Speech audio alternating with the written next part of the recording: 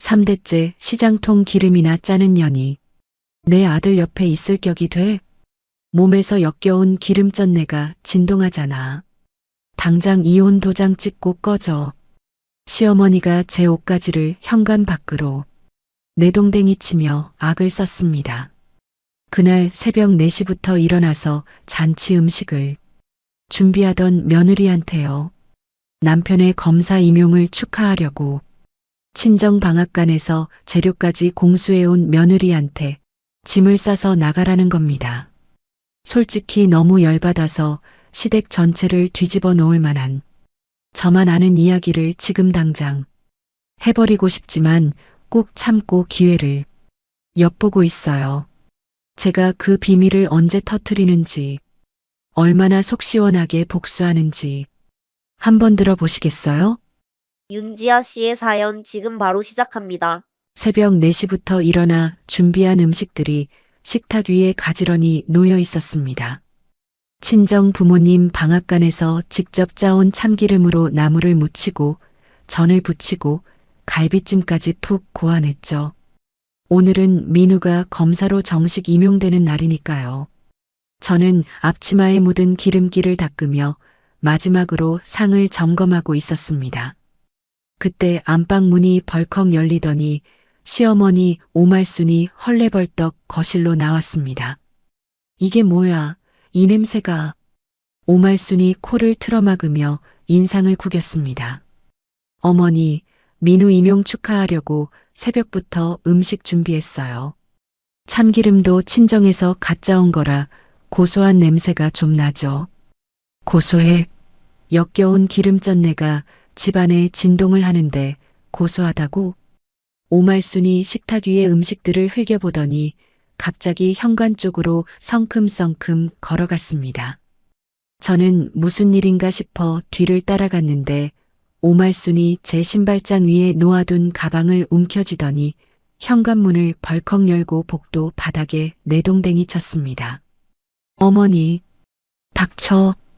오말순이 다시 안으로 들어와 옷방 문을 열더니 제 옷가지들을 양팔 가득 끌어안아 밖으로 내던지기 시작했습니다. 원피스, 외투, 속옷까지 가리지 않고 복도 바닥 위로 우수수 쏟아져 내렸죠. 어머니, 왜 이러세요? 제가 뭘 잘못했어요? 잘못? 네 존재 자체가 잘못이야. 오말순이 마지막 옷뭉치를 집어 던지고는 땀을 훔치며 저를 노려봤습니다. 3대째 시장통에서 기름이나 짜는 집안년이 내 아들 옆에 있는 꼴을 더는 못 보겠어.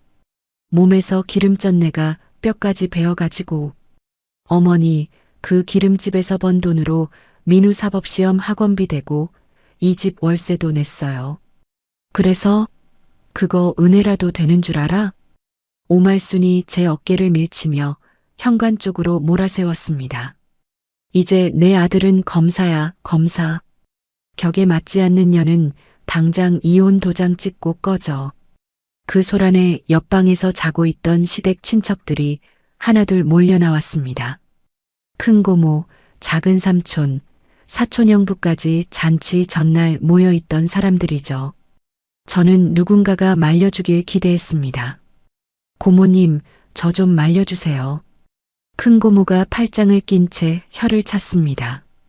에이, 지아야. 개천에서 용났으면 낡은 집시는 벗어줘야지. 니도 눈치껏 알아서 빠져야 할 거 아니야. 작은 삼촌이 벽에 기대서며 킥킥 웃었습니다. 형수님 말이 맞아. 검사 부인이 기름 냄새 풍기고 다니면 민우 체면이 뭐가 되겠어. 피가 거꾸로 솟는 기분이었습니다. 그때 현관문이 열리며 민우가 들어왔습니다. 저는 반사적으로 민우를 향해 돌아섰는데 민우의 팔에 낯선 여자가 매달려 있었습니다.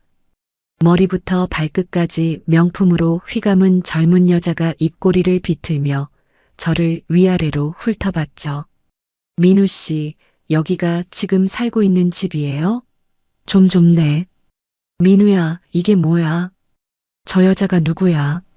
민우가 제 눈을 똑바로 쳐다보며 입을 열었습니다. 지아야, 이쪽은 수연이야. 한영 로펌 대표 딸이지. 위자료는 줄 테니까 짐 챙겨서 조용히 나가줘. 담담하게 미안함이라곤 한 톨도 없이 내뱉는 말이었습니다. 수연이라는 여자가 오말순에게 다가가 어깨를 주물렀습니다. 어머니, 앞으로 제가 잘 모실게요.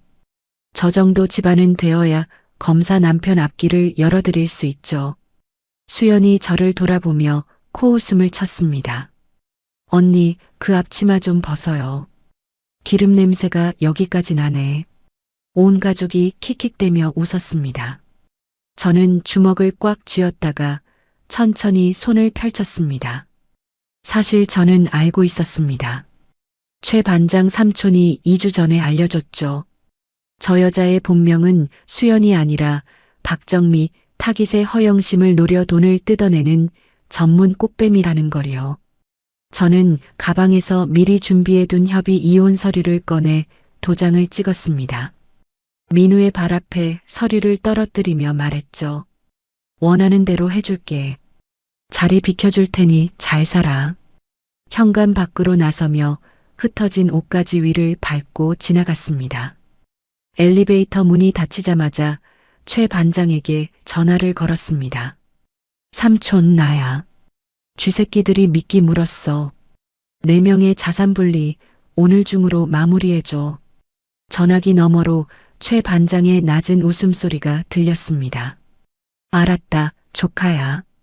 깔끔하게 끝내놓을게. 저는 전화를 끊고 택시를 잡아 친정집으로 향했습니다.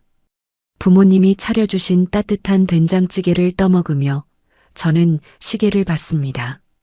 집을 나선 지 정확히 1시간이 지나고 있었죠. 그 시각 민훈의 아파트 거실에서는 샴페인 병이 펑 소리를 내며 터졌습니다. 오말순이 유리잔을 들어올리며 수연의 손을 꼭 잡았죠. 아이고, 우리 새 며느리. 이렇게 반가울 수가. 자, 검사 아들 임용 축하해. 우리 수연이 환영까지. 건배.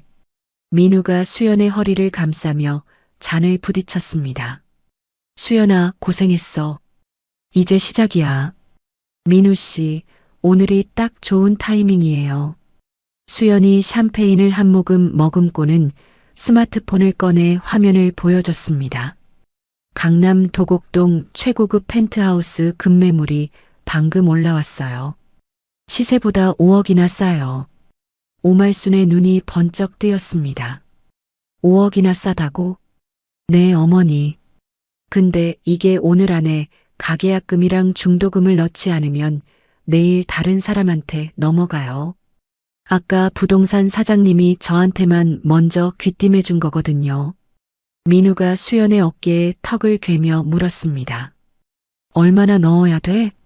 가계약금 3천에 중도금 2억이면 일단 잡아놓을 수 있어요. 나머지는 제가 아빠한테 말해서 메꿀게요. 오말순이 벌떡 일어나며 소파 쿠션 밑에서 스마트폰을 꺼냈습니다. 2억 3천이면 되는 거지? 내가 평생 모은 게 있어. 어머니, 진짜요? 역시 어머니는 뭐가 달라. 수연이 오말순의 팔을 잡으며 눈을 반짝였습니다. 오말순이 떨리는 손으로 뱅킹 앱을 열었습니다. 정기예금 1억 2천, 적금 3개 합쳐서 8천만 원. 해지 버튼을 누를 때마다 이자가 날아갔지만 오말순은 눈 하나 깜짝하지 않았죠. 민우야, 엄마 거 2억 나왔다. 나머지 3천은 네가 맺고. 민우가 고개를 끄덕이며 자기 스마트폰을 열었습니다. 나 임용되자마자 마이너스 통장 한도 뚫어놨어. 5천까지 되니까 3천은 바로 빼면 돼. 수연이 메모장에 적어둔 계좌번호를 보여주며 말했습니다. 여기로 보내주세요. 부동산 중개인 법인 계좌예요. 바로 넣어야 해요. 진짜 급해요. 오말순이 계좌번호를 입력하고 이체 버튼을 눌렀습니다. 2억 원, 이체 완료. 민우도 뒤이어 3천만 원을 보냈죠. 수연이 폰 화면을 확인하더니 환하게 웃었습니다. 입금 확인됐어요. 어머니, 민우 씨 축하드려요. 이제 강남 펜트하우스 주인이에요. 오말순이 수연을 끌어안았습니다. 아이고, 기특해라. 내 새 며느리 덕에 팔자를 고치네. 수연이 오말순의 품에서 빠져나오며 핸드백을 들었습니다. 잠깐 부동산 사장님한테 전화 좀 하고 올게요. 주차장이 통화가 잘 터져서요. 그래, 갔다 와. 수연이 하이힐 소리를 또각또각 내며 현관문을 나섰습니다. 오말순과 민우는 남은 샴페인을 따르며 강남 펜트하우스의 인테리어를 이야기했죠. 30분이 지났습니다. 1시간이 지났습니다. 민우가 시계를 보며 수연에게 전화를 걸었습니다. 신호음 대신 기계음이 흘러나왔죠. 없는 번호입니다. 민우가 다시 걸었습니다. 같은 소리. 수연아, 왜 전화가 안 돼? 오말순이 소파에서 몸을 일으키며 불안한 표정을 지었습니다. 왜 그래, 민우야? 무슨 일 있어? 전화가 안 터지나 봐요. 잠깐만요. 민우가 현관으로 뛰어나가 주차장을 뒤졌습니다. 수연이 타고 온 흰색 외제차가 사라져 있었죠. 민우가 아파트 경비실로 달려갔습니다. 아까 흰색 외제차 나간 거 봤어요? 경비원이 고개를 끄덕였습니다. 1시간 전에 뒷문으로 빠졌는데요. 민우의 얼굴에서 핏기가 빠졌습니다. 손이 떨리는 채로 수연의 이름을 검색하고 차 번호를 조회하기 시작했죠. 30분 뒤 민우는 거실 바닥에 주저앉아 있었습니다. 엄마, 왜 그래, 민우야? 얼굴이 왜 그래? 그 차 렌탈이에요. 수연이가 입고 있던 옷도 렌탈 업체 거래 목록에 있어요. 한영 로펌에 전화해봤는데 대표 딸 중에 수연이란 사람은 없대요. 오말순의 다리가 풀렸습니다. 소파 팔걸이를 부여잡으며 나지막하게 물었죠. 그러면 2억은? 없는 번호예요. 계좌도 추적이 안 돼요. 내 평생 모은 돈이 2억이야.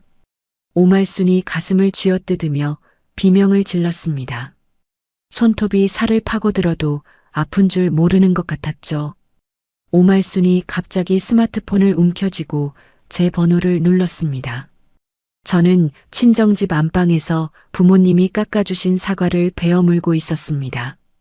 폰 화면에 시어머니 번호가 떴죠. 저는 스피커폰을 눌렀습니다. 지아야, 지아야. 수화기 너머로 오말순의 콧물 섞인 울음소리가 쏟아졌습니다. 내가 미쳤었어. 내가 미쳤었다고. 제발 네가 번 돈으로 변호사 사서 그년 잡아줘. 2억이야. 내 전 재산 2억. 저는 사과를 천천히 씹으며 오말순의 울음소리를 들었습니다. 1시간 전까지 기름전내 난다며 제 옷가지를 복도에 내던지던 그 입에서 나오는 소리가 이것이었죠. 어머니. 응. 지아야, 제발. 어머니가 그렇게 멸시하시던 기름전내 나는 제 돈은요. 단 한 푼도 어머니를 위해 쓸 생각 없어요. 지아야. 저는 통화 종료 버튼을 눌렀습니다. 그리고 오말순의 번호를 차단 목록에 넣었죠. 민우 번호도 바로 뒤에 추가했습니다. 폰을 내려놓고 부모님이 끓여주신 보리차를 한 모금 마셨습니다. 목구멍을 타고 내려가는 따뜻한 물이 참 편안했죠. 다음 날 아침 민우는 관할 경찰서 형사과 사무실 문을 벌컥 열어젖혔습니다. 갓 발급받은 검사 공무원증을 수사관 책상 위에 탁 내려놓으며 목소리를 높였죠. 나 서부지검 강민우 검사야. 어제 사기당한 건 내가 직접 신고한 거니까 지금 당장 수사 현황 보고해. 형사가 팀장이 안경을 밀어 올리며 민우를 올려다봤습니다. 강 검사님, 일단 앉으시죠. 앉긴 뭘 앉아. 2억 3천이 날아갔어. 범인 위치 파악된 거 있으면 당장 내놔. 민우가 주먹으로 책상을 내려쳤습니다. 형사가 팀장이 자리에서 일어나 서류 한 뭉치를 집어들었습니다. 강 검사님, 그 사기범 박정미 말입니다. 검사님 것만 있는 게 아닙니다. 뭐? 박정미가 도주 전에 검사님 공무원증이랑 명함을 다른 피해자들한테 보여줬습니다. 이 사람이 내 뒷배라고요. 민우의 입이 벌어졌습니다. 그게 무슨 소리야? 형사과 팀장이 서류를 민우 앞에 펼쳤습니다. 피해자가 현재까지 6명 더 나왔고 피해 금액 합산 14억입니다. 전부 강 검사님이 보증을 섰다고 믿고 돈을 보낸 사람들이에요. 나는 보증 선 적 없어. 그년이 멋대로 한 거라고. 그건 수사를 해봐야 알 일이고 지금 상황이니까 검사님도 참고인이 아니라 피의자 쪽으로 분류될 수 있습니다. 민우가 뒷걸음질 쳤습니다. 형사과 팀장이 담담한 목소리로 이어갔죠. 공범이나 방조 혐의로 입건될 수 있다는 뜻입니다. 변호사 선임하시는 게 좋을 겁니다. 민우의 무릎이 후들거렸습니다. 경찰서를 빠져나온 민우의 등 뒤로 복도에서 수군거리는 형사들의 목소리가 따라붙었죠. 야, 걔 진짜 검사 맞아? 임용된 지 하루 만에 사기 공범이래. 그날 오후 소문을 들은 피해자들이 민우의 소속 검찰청 로비로 몰려들었습니다. 피켓을 들고 고함을 질렀죠. 사기꾼 검사 강민우 파면하라. 내 돈 14억 물어내라. 기자들의 카메라 플래시가 쉴 새 없이 번쩍였습니다. 그날 저녁 뉴스 헤드라인에 민우의 이름이 올라갔죠. 임용 첫날 사기 공범 의혹, 초임 검사의 추락이라는 자막과 함께요. 대검찰청 감찰본부가 즉각 특별 내사팀을 꾸렸습니다. 민우의 계좌 내역, 통신 기록, 모든 것이 압수수색 대상에 올랐죠. 한편 같은 시각 친정 방앗간 앞이 시끄러워졌습니다. 저는 참기름병에 라벨을 붙이다 말고 고개를 들었죠. 오말순이 시장 입구에서부터 비명을 지르며 뛰어오고 있었습니다. 윤지아, 이 독한 년아, 나와. 오말순이 방앗간 앞에 도착하더니 맨바닥에 털썩 주저앉았습니다. 지나가던 상인들이 하나둘 발걸음을 멈추고 구경하기 시작했죠. 2년이 재산을 숨겼어. 내 며느리가 돈을 빼돌렸다고. 오말순이 바닥에 드러누우며 두 발을 버둥거렸습니다. 억지 울음을 짜내며 목청을 높였죠. 아이고, 내 팔자야. 독한 며느리한테 전 재산을 뜯기고 이 늙은이가 굶어 죽게 생겼어. 주변 상인들의 반응은 싸늘했습니다. 생선가게 박 사장이 팔짱을 끼며 코웃음을 쳤죠. 어휴, 저 할머니 또 왔네. 맨날 며느리 기름전내 난다고 무시하더니 이제 와서 돈 내놓으라고? 옆에서 떡볶이를 팔던 김아주머니가 혀를 찼습니다. 쯧쯧, 쪽팔린 줄도 모르나 봐. 오말순이 방앗간 안으로 기어들어오려는 순간 시장 골목 저쪽에서 우렁찬 목소리가 울렸습니다. 거기 멈춰요, 아주머니. 최 반장이 순찰 조끼를 입은 채 성큼성큼 걸어왔습니다. 오말순의 앞을 가로막으며 낮은 목소리로 말했죠. 여기서 이러시면 업무 방해입니다. 일어나세요. 비켜. 내 며느리한테 할 말이 있다고. 전 며느리죠. 이혼 서류 도장 찍은 거 본인이 제일 잘 알 텐데. 오말순이 최 반장의 다리를 붙잡으려 했습니다. 최 반장이 능숙하게 오말순의 팔을 뒤로 잡아 바닥에 엎드리게 했죠. 경찰 부를게요. 가만히 계세요. 5분 뒤 출동한 경찰이 오말순을 일으켜 세워 순찰차에 태웠습니다. 오말순은 순찰차 뒷좌석에서도 유리창을 두드리며 소리를 질렀죠. 윤지아, 이거 안 끝나. 안 끝난다고. 저는 방앗간 안에서 참기름병 라벨을 마저 붙이며 순찰차가 떠나는 소리를 들었습니다. 아버지가 뒤에서 제 어깨를 토닥이셨죠. 지아야, 신경 쓰지 마라. 아버지가 있잖아. 네, 아버지. 괜찮아요. 저는 아버지의 투박한 손을 잡으며 고개를 끄덕였습니다. 그리고 가게 구석에 놓인 참깨 자루를 들어 올리며 다시 일상으로 돌아갔죠.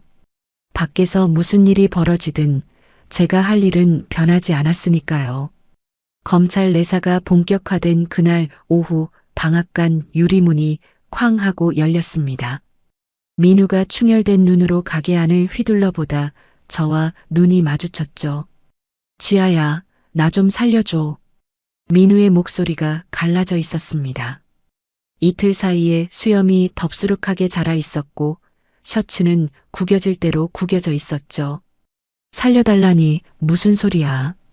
이혼 서류 찢자. 아직 법원에 접수 안 했잖아. 그리고 가게 팔아서 피해자들이랑 합의할 돈 좀 만들어줘.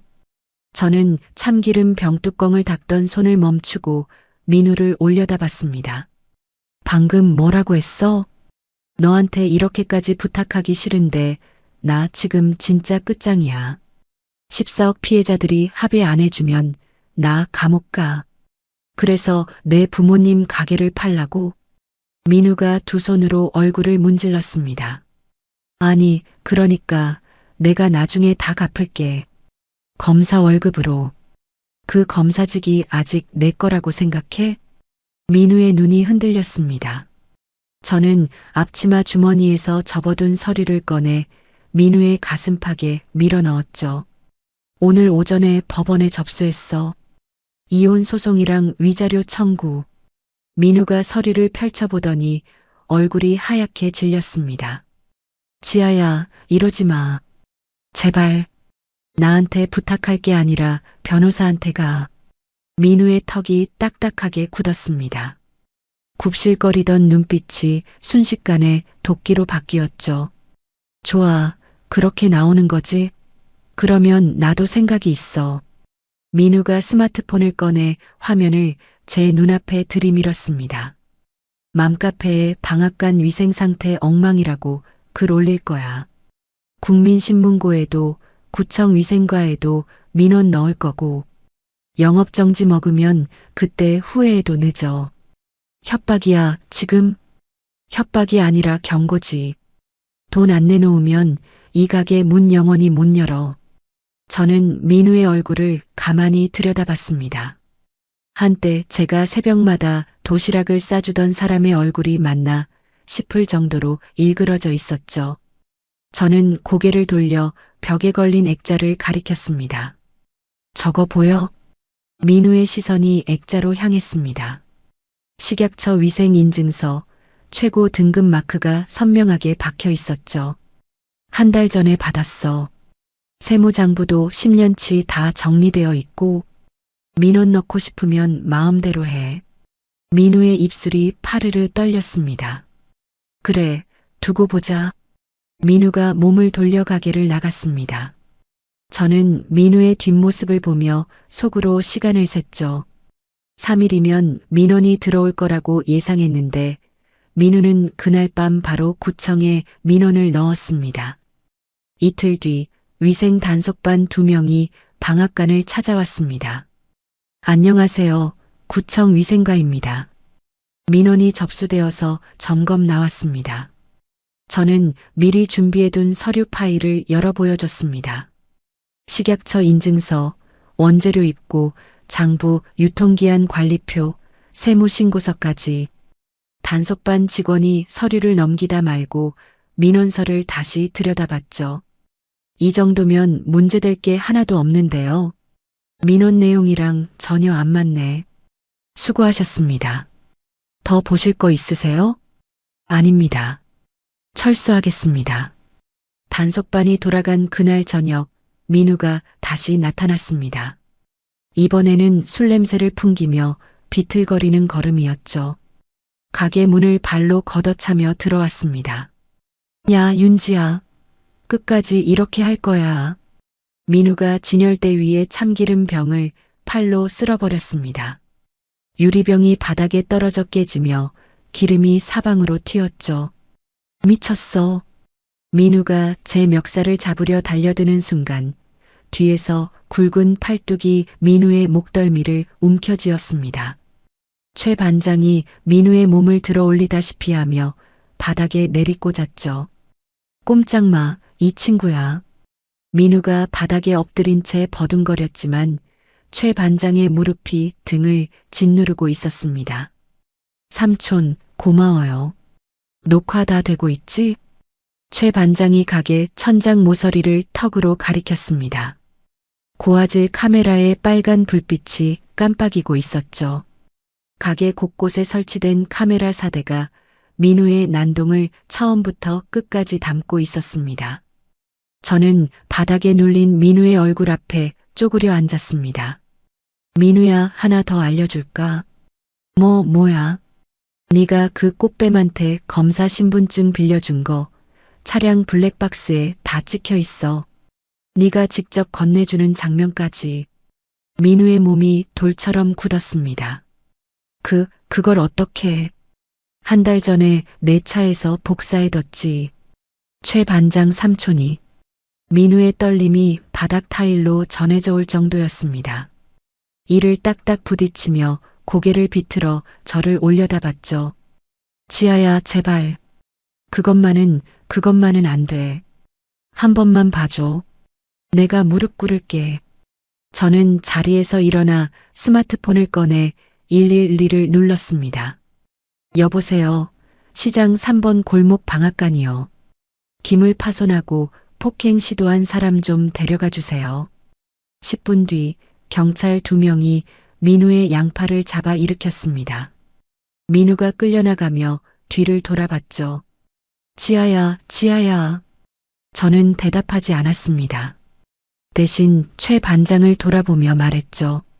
삼촌, 블랙박스 영상이랑 오늘 녹화본, 민원 협박 녹음까지 다 합쳐서 대검찰청 감찰본부로 보내줘요. 최 반장이 순찰 조끼 주머니에서 USB를 꺼내 흔들어 보였습니다. 벌써 복사해뒀지. 내일 아침 첫 번째로 접수시킬게. 저는 바닥에 깨진 유리 조각을 빗자루로 쓸어 담으며 기름 냄새를 맡았습니다. 고소한 참기름 냄새가 가게 안에 가득 퍼져 있었죠. 다음 날 아침 민우는 넥타이를 고쳐 매며 소속직업 로비로 들어섰습니다. 아무 일도 없었다는 듯 어깨를 펴고 걸었지만 로비 중앙에 검은 정장 차림의 남자 4명이 일렬로 서 있었죠. 강민우 검사님 맞으시죠? 감찰팀장이 앞으로 한 걸음 나서며 서류를 펼쳤습니다. 사기 방조 및 공무원 품위 유지 위반 혐의로 체포영장이 발부되었습니다. 동행해 주십시오. 민우의 서류 가방이 바닥에 떨어졌습니다. 뭐라고요? 이건 조작이에요. 저는 피해자라니까요. 피해자 여부는 수사 결과에 따라 판단됩니다. 감찰팀장이 주머니에서 작은 녹음기를 꺼내 재생 버튼을 눌렀습니다. 로비에 민우의 목소리가 울려 퍼졌죠. 여기, 이거 내 신분증이랑 명함. 필요하면 써. 사람들이 검사가 뒤에 있다고 하면 돈 잘 모이잖아. 민우의 얼굴이 잿빛으로 변했습니다. 블랙박스에 찍힌 자기 목소리를 부정할 수가 없었죠. 복도 양쪽에서 동료 검사들이 고개를 내밀어 구경하고 있었고 로비 입구에는 어제부터 진을 치고 있던 기자들의 카메라가 일제히 플래시를 터뜨렸습니다. 강 검사, 사기꾼과 공모한 거 맞습니까? 피해자들한테 할 말 없습니까? 민우가 얼굴을 가리려 했지만 감찰팀원 2명이 양쪽 팔을 잡아내렸습니다. 차가운 수갑이 양 손목에 채워졌죠. 철컥 소리가 로비 대리석 바닥에 메아리 쳤습니다. 이러시면 안 됩니다. 저는 검사예요. 검사라고. 민우가 발버둥을 쳤지만 감찰팀원들의 손은 꿈쩍도 하지 않았습니다. 수갑찬 양손을 앞에 모은 채 카메라 세례를 받으며 로비를 가로질러 끌려나갔죠. 동료 검사들이 고개를 돌리며 눈을 피했습니다. 단 한 명도 민우를 위해 나서지 않았죠. 그날 저녁 뉴스는 민우의 연행 장면으로 도배되었습니다. 저는 방앗간 구석 작은 텔레비전으로 그 장면을 봤죠. 수갑 찬 채 고개를 숙인 민우의 모습 위로 자막이 흘렀습니다. 임용 3일 만에 체포, 초임 검사의 몰락. 뉴스를 끄고 참깨를 볶는데 최 반장이 믹스커피를 들고 들어왔습니다. 조카야, 뉴스 봤지? 네, 봤어요. 시원하냐? 저는 볶음기 손잡이를 돌리며 고개를 끄덕였습니다. 아직 안 끝났지만요. 최 반장이 커피를 후후 불며 웃었습니다. 그래, 천천히 하자. 그로부터 이틀 뒤 오말순이 살고 있던 아파트에 낯선 남자들이 몰려들었습니다. 사채업자가 보낸 용역 3명이 현관 비밀번호를 누르고 안으로 들어갔죠. 오말순 씨 대출 이자 3개월 연체입니다. 오늘 강제 집행 나왔어요. 오말순이 거실에서 비틀거리며 나왔습니다. 며칠째 제대로 먹지 못한 얼굴이 쭈글쭈글하게 말라 있었죠. 잠깐만요. 돈을 구할 데가 있어요. 며칠만 더. 그 말을 3번째 듣고 있습니다. 용역들이 거실을 돌아다니며 가구와 가전제품에 붉은색 딱지를 붙이기 시작했습니다. 텔레비전, 냉장고, 소파, 오말순이 자랑하던 대리석 식탁까지. 오말순이 냉장고를 끌어안으며 울부짖었죠. 이것만은 안 돼. 이건 내 거야. 채권자 소유입니다. 이제 짐 싸세요. 내일까지 비워야 합니다. 용역들이 오말순의 팔을 떼어내고 현관으로 짐을 나르기 시작했습니다.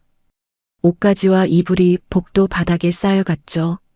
며칠 전 제 짐을 내던졌던 그 현관 앞에 이번에는 오말순의 짐이 나뒹굴고 있었습니다. 오말순은 짐 더미 위에 주저앉아 머리카락을 쥐어뜯으며 통곡했습니다.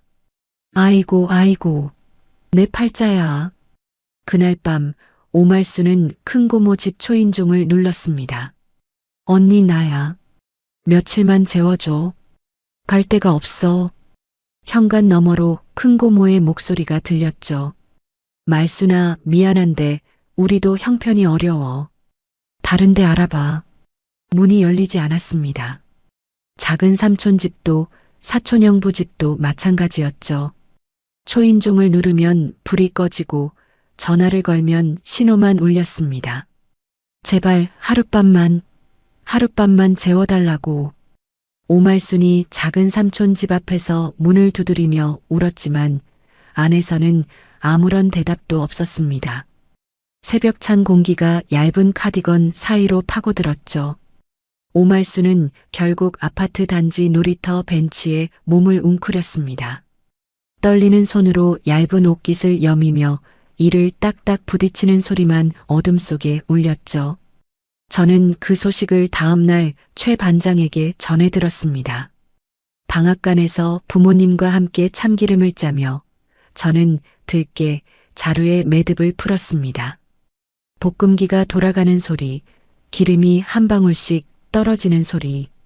평범한 하루가 평범하게 흘러가고 있었죠. 며칠 뒤 아침 장사를 준비하던 저는 시장 입구 쪽에서 웅성거리는 소리를 들었습니다. 고개를 내밀어 보니 오말순이 비틀비틀 걸어오고 있었죠.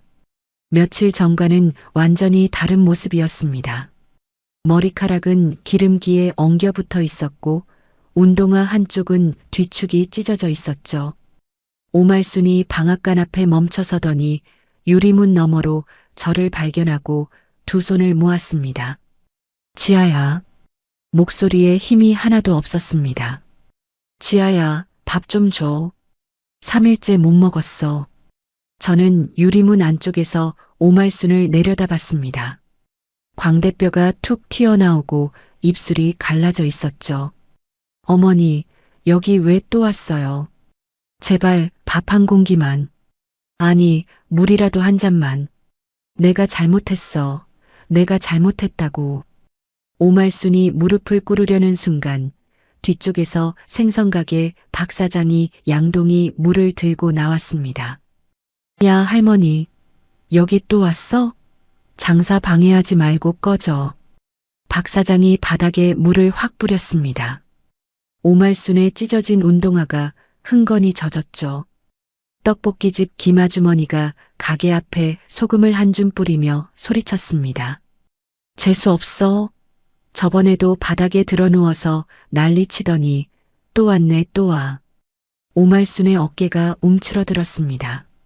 하지만 굶주림이 수치심보다 컸는지 오말순은 이를 악물고 방앗간 유리문을 밀어 열려 했죠. 지아야 제발 굶어 죽게 생겼다고. 그때 시장 골목 끝에서 최 반장의 목소리가 울렸습니다. 오말순 씨 거기서요. 최 반장이 믹스커피 캔을 한 손에 든 채 성큼성큼 다가왔습니다. 오말순의 손목을 가볍게 잡아 유리문에서 떼어놓으며 벽 쪽으로 밀었죠. 또 이러시면 안 된다고 했잖아요. 나는 밥만 좀 얻으려고 밥만. 여기서는 안 됩니다. 최 반장이 오말순을 벽에 기대 세우고 저를 돌아봤습니다. 조카야, 그거 가져와. 저는 카운터 서랍에서 서류 한 장을 꺼냈습니다. 따뜻한 믹스커피를 한 모금 마시고 가게 밖으로 나갔죠. 오말순의 얼굴 앞에 서류를 펼쳐 보였습니다. 어머니, 이거 보여요? 오말순이 초점 없는 눈으로 종이를 들여다봤습니다. 뭐야 이게. 어제 법원에서 발부받은 접근금지 명령이에요. 저한테 100m 안으로 못 들어와요. 이 가게에도요. 오말순의 눈이 커졌습니다. 그게 무슨. 나는 밥만 달라고. 밥이 필요하시면 다른 데 가세요. 어머니가 그렇게 아끼시던 새 며느리한테 가서 밥을 빌어먹든지. 오말순의 입이 벌어졌다 닫혔습니다. 아무 말도 나오지 않는 것 같았죠. 저는 서류를 접어 앞치마 주머니에 넣으며 몸을 돌렸습니다. 그 순간 시장 입구 쪽에서 굵은 목소리 2개가 들렸습니다. 오말순 씨 여기 있다며. 맞아, 저기 있다. 가죽 점퍼를 입은 남자 둘이 시장 골목으로 들어서며 오말순을 향해 걸어왔습니다. 사채업자 쪽 사람들이었죠. 오말순 씨, 이자가 4개월째 밀렸어요. 오늘은 그냥 안 갑니다. 덩치 큰 남자가 오말순의 카디건 깃을 움켜쥐었습니다. 오말순이 비명을 지르며 제 쪽으로 달려왔죠. 지아야, 살려줘. 제발. 오말순이 제 바지 끝자락을 붙잡았습니다. 저는 한 발 물러서며 다리를 빼냈죠. 어머니, 손 놓으세요. 접근금지 위반이에요. 지아야, 나 죽어. 저 사람들한테 죽는다고. 최 반장이 이미 전화기를 귀에 대고 있었습니다. 여보세요. 시장 3번 골목이요. 접근금지 명령 위반자 있고 채권 추심 과정에서 소란도 있습니다. 네, 빨리 와주세요. 5분 뒤 경찰 2명이 도착했습니다. 사채업자 쪽 남자들은 경찰을 보자 손을 놓고 한 발 물러섰죠. 오말순 씨 접근금지 명령 위반으로 현행범 체포합니다. 같이 가시죠. 경찰이 오말순의 팔을 잡아 일으켰습니다. 오말순이 온몸을 비틀며 소리쳤죠. 내가 뭘 어쨌다고. 밥을 달라는 게 죄야. 법원 명령을 어기신 겁니다. 가시죠. 오말순이 경찰차 뒷문에 밀려 들어가며 짐승 같은 울음소리를 터뜨렸습니다. 살려줘. 지아야, 살려줘. 경찰차 문이 닫혔습니다. 사이렌 없이 조용히 출발한 차가 시장 골목을 빠져나갔죠. 저는 가게 안으로 들어가 아까 오말순이 밟고 간 바닥을 물걸레로 닦았습니다. 꾹꾹 눌러 닦고 한 번 더 헹궈서 닦았죠. 어머니가 뒤에서 마른 걸레를 건네주셨습니다. 지아야, 힘들지? 아니요, 안 힘들어요. 이제 깨끗해졌어요. 저는 걸레를 빨아짜며 가게 바닥을 한 번 더 훑쳤습니다. 참깨 볶는 고소한 냄새가 가게 안을 채웠고 저는 다시 앞치마를 여미며 볶음기 앞에 섰죠. 민우가 구속 수감된 지 한 달 뒤 재판이 열렸습니다. 저는 방청석 맨 뒷줄에 조용히 앉아 법정 안을 내려다봤죠. 피고인석에 앉은 민우는 칙칙한 푸른 수의를 입고 있었습니다. 한 달 사이에 광대뼈가 드러날 만큼 볼이 꺼져 있었고 눈 밑에는 시커먼 그늘이 내려앉아 있었죠. 수갑찬 양손을 무릎 위에 올려놓고 고개를 숙인 채 떨고 있었습니다. 판사가 판결문을 읽기 시작했습니다.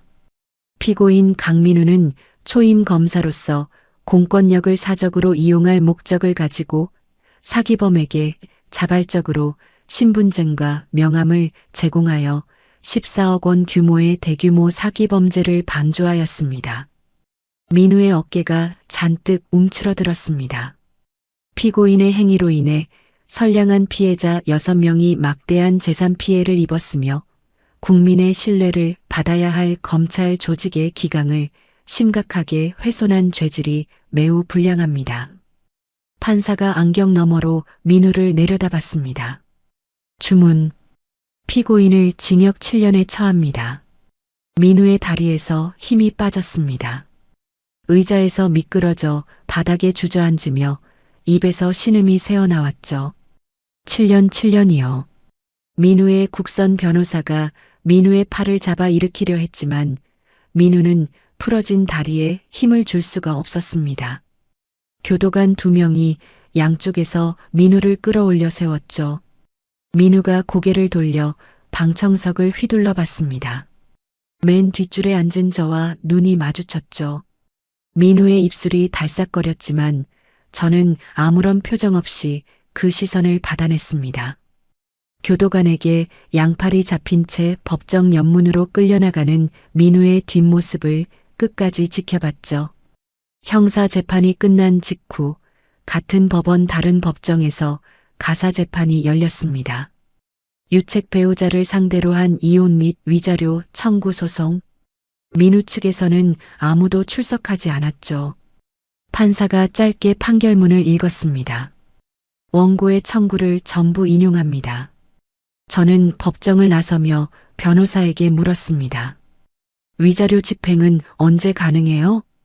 상대방 재산이 거의 없어서 시간이 걸릴 수 있지만 남아있는 거 하나하나 다 찾아서 회수해드리겠습니다. 부탁드려요. 한 푼도 남기지 마세요. 법원 계단을 내려오며 저는 깊게 숨을 들이마셨습니다. 법적으로 완전히 남남이 된 첫 번째 호흡이 폐를 가득 채웠죠. 그로부터 2달이 지났습니다. 오말수는 파산 선고를 받았다는 소식이 들려왔죠. 모든 재산을 잃고 경제적 권리마저 박탈당한 채 무료 급식소와 노숙인 센터를 전전하고 있다고 했습니다. 어느 겨울 아침 제가 거래처에 참기름을 배달하고 돌아오는 길이었습니다. 신호에 걸려 차를 멈췄는데 블랙박스 화면에 낯익은 뒷모습이 스쳐 지나갔죠. 낡은 패딩을 주워 입은 오말순이 폐지가 가득 실린 리어카를 끌고 있었습니다. 빙판길 위에서 미끄러질 듯 발을 질질 끌며 힘겹게 나아가고 있었죠. 신호가 바뀌었고 저는 악셀을 밟았습니다. 며칠 뒤 최 반장이 방앗간에 들러 믹스커피를 타며 말했습니다. 조카야, 그 꽃뱀 잡았다더라.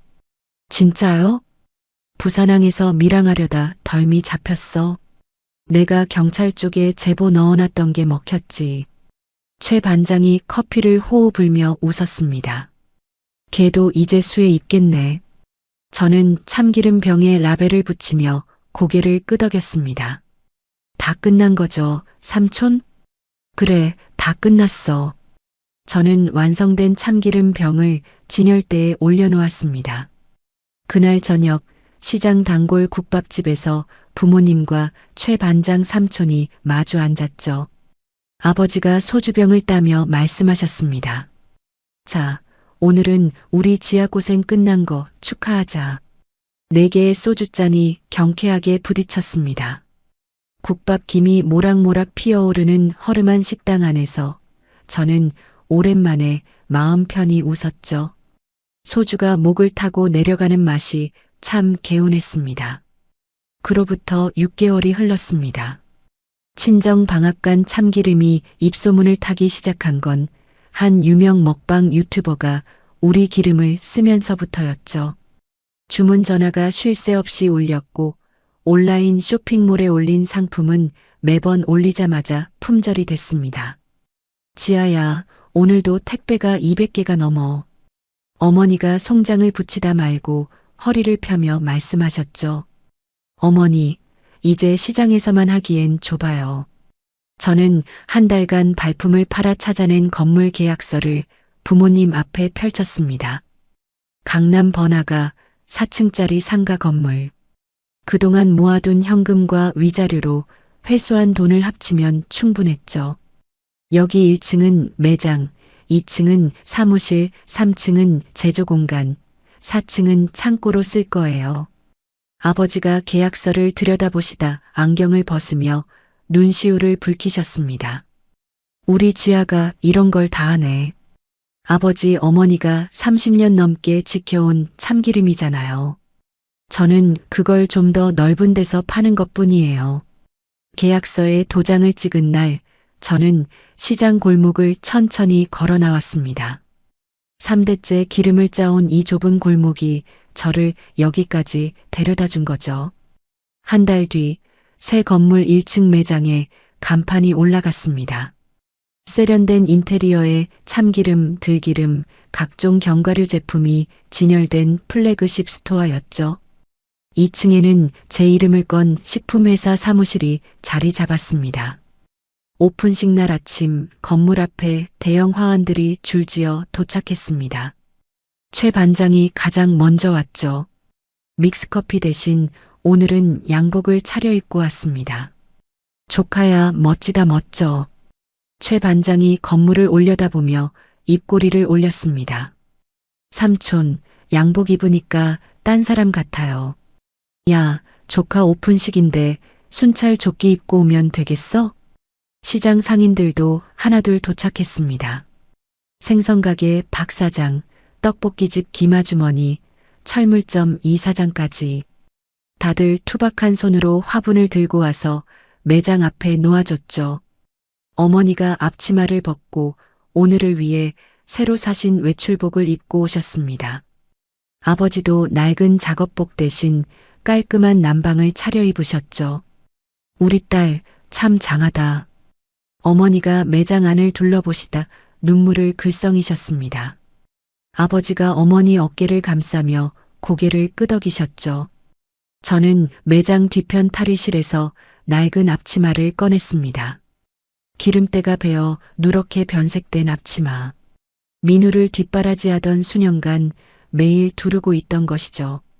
저는 그 앞치마를 쓰레기통에 넣고 뚜껑을 닫았습니다. 대신 옷걸이에 걸어둔 맞춤 정장을 입었습니다. 어깨선이 딱 맞았고 거울 속에 제가 낯설면서도 당당했죠. 오픈식이 끝나고 기자 2명이 인터뷰를 요청했습니다. 시장 기름집에서 시작해 연 매출 수십억 식품 기업까지 비결이 뭔가요? 특별한 비결은 없어요. 부모님이 30년 넘게 지켜온 정직한 맛을 그대로 가져온 것뿐이에요. 기사가 나간 뒤 경제지 2곳에서 추가 취재 요청이 들어왔습니다. 표지 촬영까지 하게 됐죠. 카메라 앞에서 저는 참기름 병을 들고 웃었습니다. 기름전내 난다고 멸시당하던 그 기름이 이제는 제 얼굴 옆에서 잡지 표지를 장식하고 있었죠. 퇴근길 차 안에서 라디오를 켰습니다. 뉴스 단신이 흘러나왔죠. 교도소 내 폭행 사건으로 수감 중이던 전직 검사 강모 씨의 형기가 추가 연장되었습니다. 저는 핸들을 잡은 채 입꼬리가 올라가는 걸 느꼈습니다. 라디오 볼륨을 줄이고 창밖을 봤죠. 강남 한복판으로 석양빛이 쏟아지고 있었습니다. 건물 최고층 사무실에 도착해 창가에 섰습니다. 아래로 도시의 불빛들이 하나둘 켜지기 시작했죠. 저는 눈을 감고 깊게 숨을 들이마셨습니다. 천천히 내쉬는 숨이 참 가벼웠죠. 코끝에 희미하게 참기름 냄새가 남아 있었습니다. 누군가에게는 쩐내였지만 저에게는 부모님의 땀이고 제 인생의 뿌리였죠. 저는 창밖을 내려다보며 조용히 웃었습니다. 서름을 꾹꾹 눌러 참으며 살아오신 분들, 내 가치를 몰라주는 사람 곁에서 한설인 세월을 보내신 분들, 여러분의 정직한 땀방울은 절대 배신하지 않습니다. 늦었다고 생각하실 때가 가장 빠른 때라고 저는 그렇게 믿습니다. 오늘 사연이 통쾌하셨다면 주인공에게 칭찬 한마디만 달아주시면 감사하겠습니다.